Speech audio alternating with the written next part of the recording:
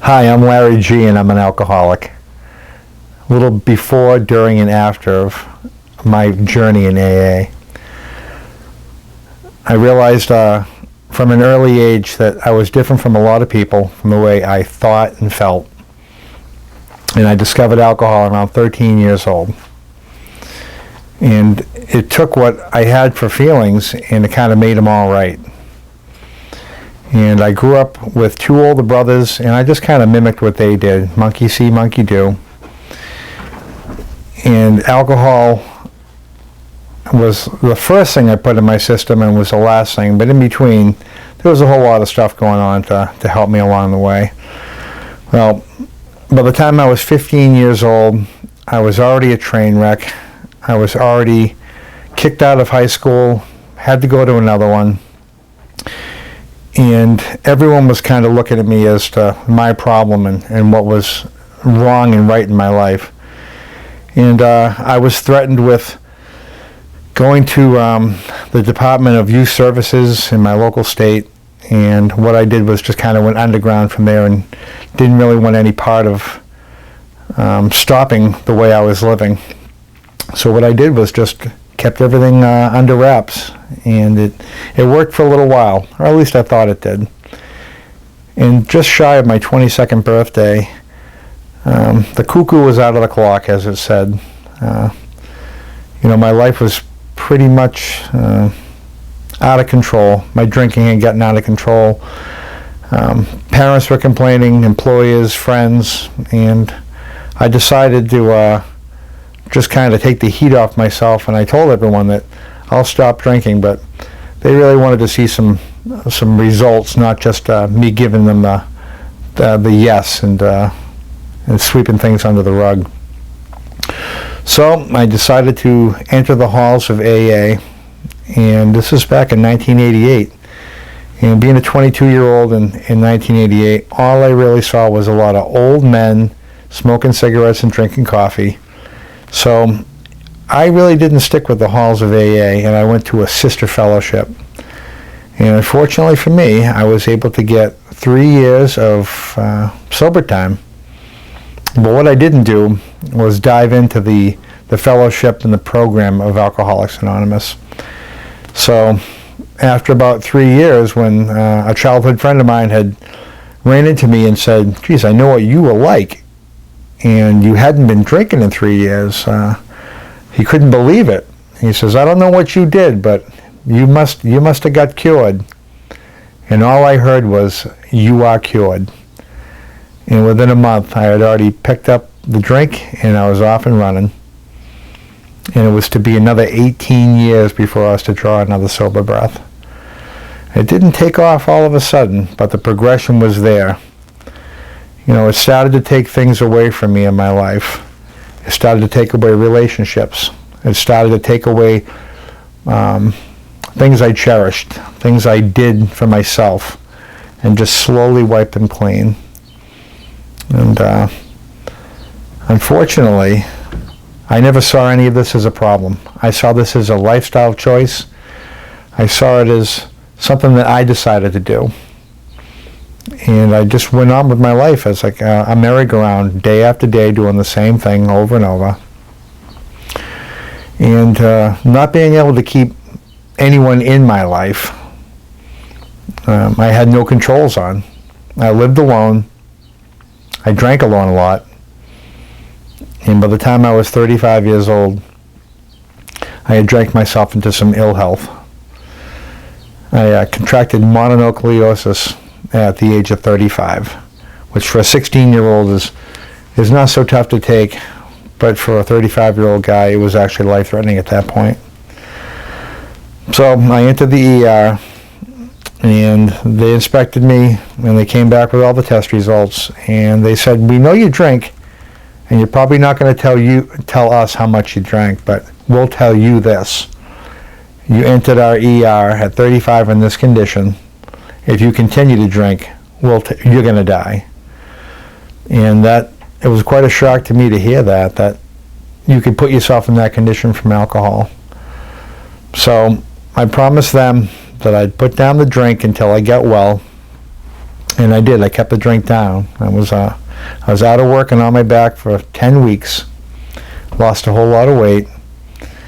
And at the same time I was clearing up from the mono, I was detoxing. So I spent a week of hell on a couch with 103 fever, hallucinating, wasn't eating, wasn't drinking, and going through something that I didn't really need to go through. After I got through with that, I said, geez, you know what? I kept the drink down. Maybe I can do this for a while. And I was fortunate enough to not put another drink in my system for another 3 years. So what had happened was, at this point in my life, I was so wrapped up in the lifestyle and the craziness of my alcoholism, which I didn't know I had, that I had substituted. I just changed seats on the Titanic, and I went to marijuana and smoked that for the 3 years that I wasn't taking any drinks. And my life was okay, but it was still chaotic, and it was just using marijuana alcoholically. And that lasted just about 3 years. It was a magic number for me until someone offered me a drink, and I just said yeah. I had no defense. I picked it right up. And I thought I knew how to drink prior to this. And it's as if my alcoholism had progressed into another beast. And when I picked up again, it was really something else. So beer was for breakfast, hot alcohol every night. I really didn't draw another sober breath for a long time. And if you said anything about my drinking, you were out of my life.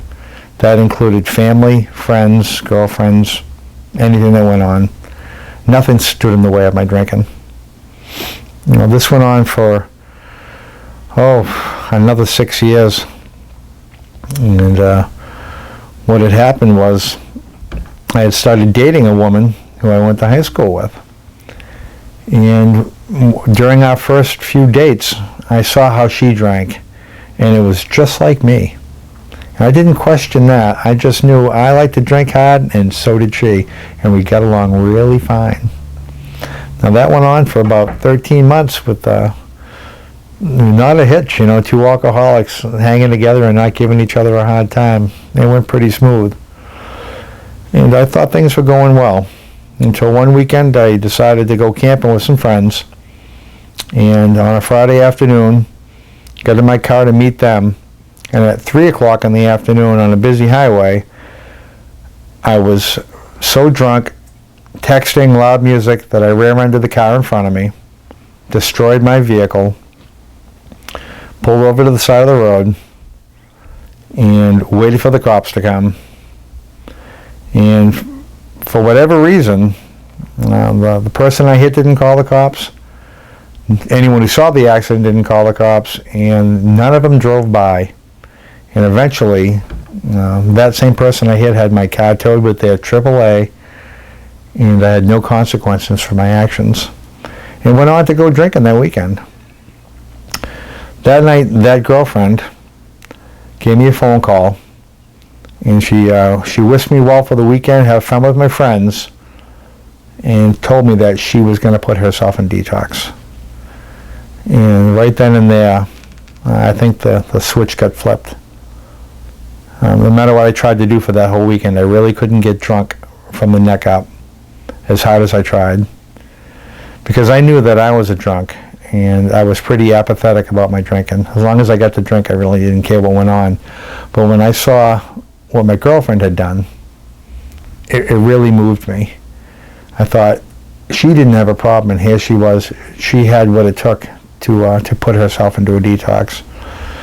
So after she got out, we had a talk, and she said it wasn't a spin dry she was going through, that she really wanted to get sober and stay sober, and I could do whatever I wanted, and if I chose to drink, I couldn't be in her life. And fortunately for me, and for the grace of God, 3 days after that, I finally put the plug in the jug, and have remained sober ever since.